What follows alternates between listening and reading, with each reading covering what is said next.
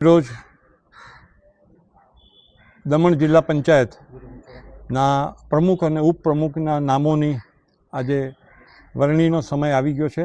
Bharatiya Janata party સંગઠનની ટીમે જિલ્લા પંચાયતના પ્રમુખ તરીકે પટેલ ધરમભાઈ અને બાઉભાઈ અને ઉપપ્રમુખ તરીકે પટેલ રીનાબેનને નક્કી કરવામાં આવ્યા છે.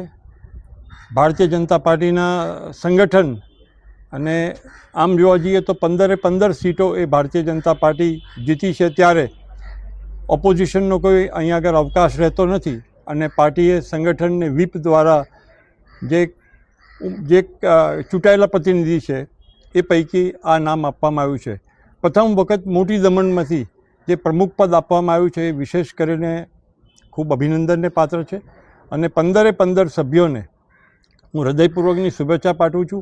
આવનારા દિવસોની અંદર વિવિધ કમિટીઓનું પણ નામને ફૂલફિલ થશે, પણ હું માનું છું એ અઠવાડિયા પછી એ બધા નામોની પણ જાહેરાત આવનારા દિવસોમાં થશે.